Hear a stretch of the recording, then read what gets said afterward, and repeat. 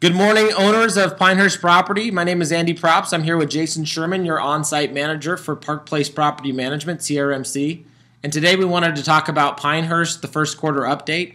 When I came down to visit in California, we said we wanted to try to get together with you on a go-to meeting once a quarter and talk to you about the updates and the issues of what's going on at Pinehurst.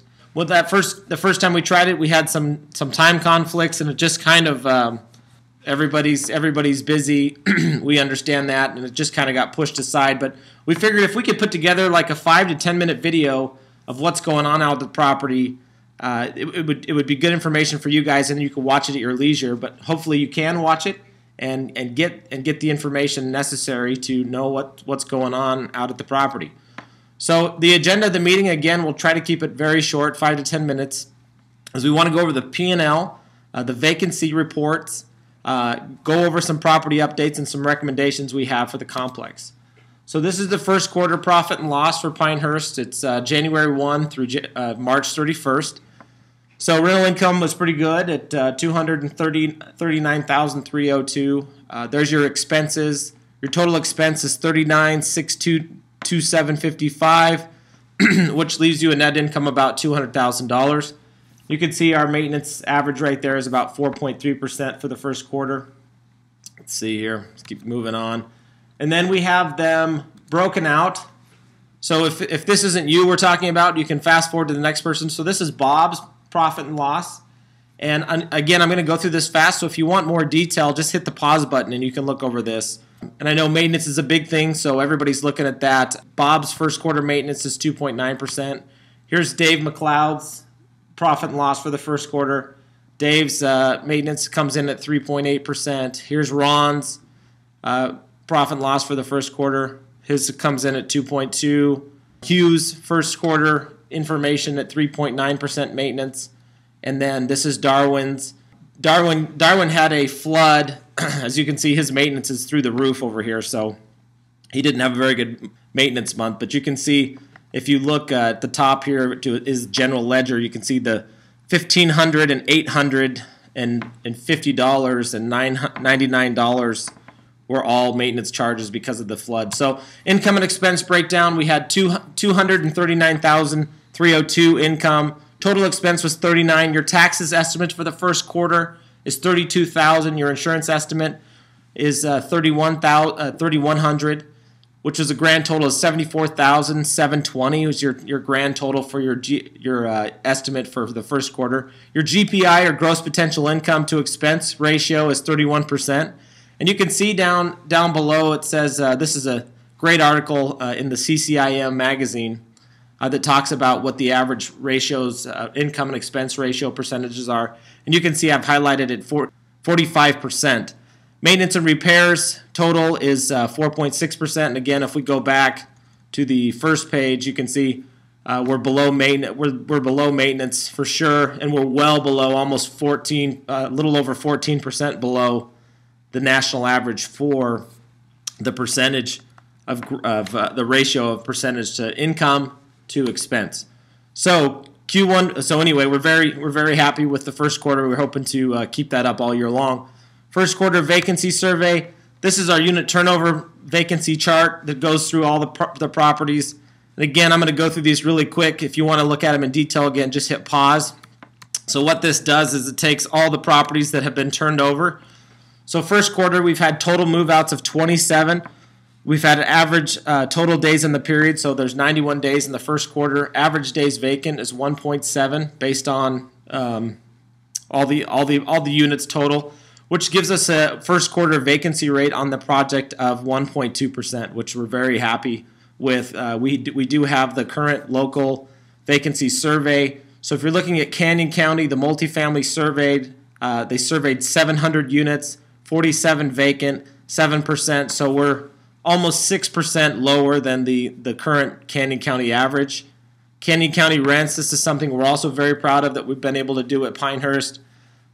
If you go to Canyon County multifamily, 2-bedroom average rent is $516, 3-bedroom is $542.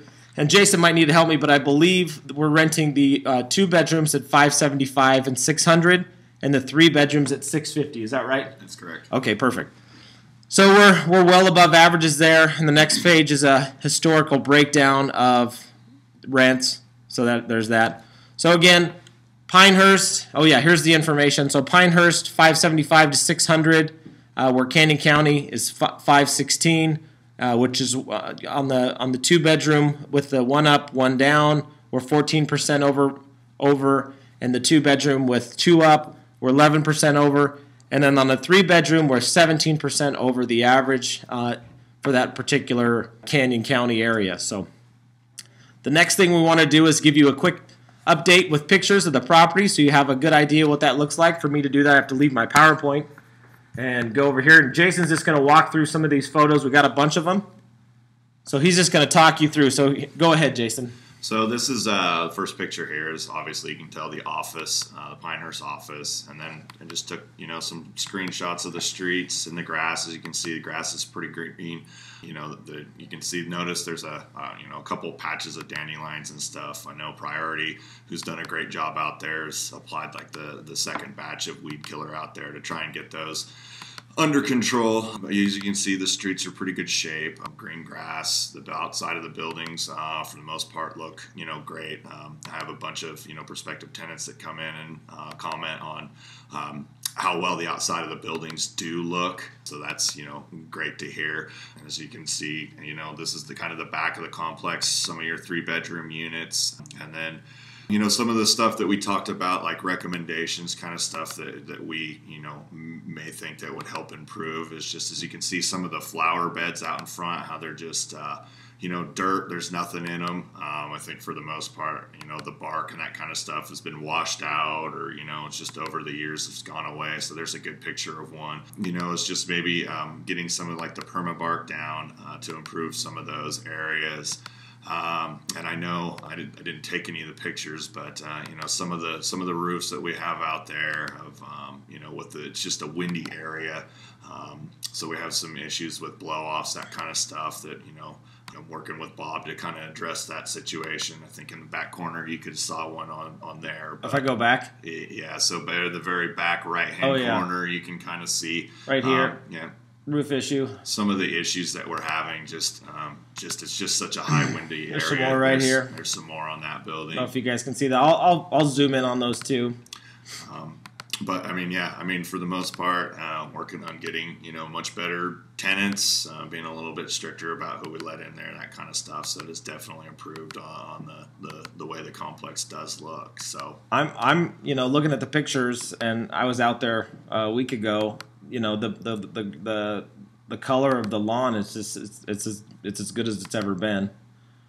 So it looks good. I mean, the dandelions are always an issue, and I know the company we have contracted is on it the best they can. But the springtime, it's always a fight. So anyway, those are the picture updates. Let me get back to the. There we go. We got one more here, one more slide, and it's pretty much what Jason talked about is some final comments and some recommendations. So go ahead, Jason.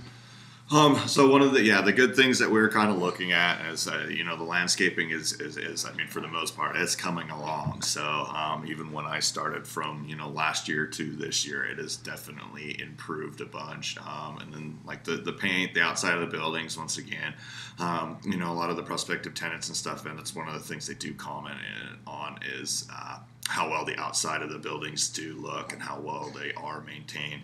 The streets for the most part are in really good shape. There's just one issue with a pothole kind of on the entrance that I'm working with Bob on. And then as Andy mentioned, we've progressively raised the rents out there. So like you pointed out in the numbers, though, are above average for the Canyon County.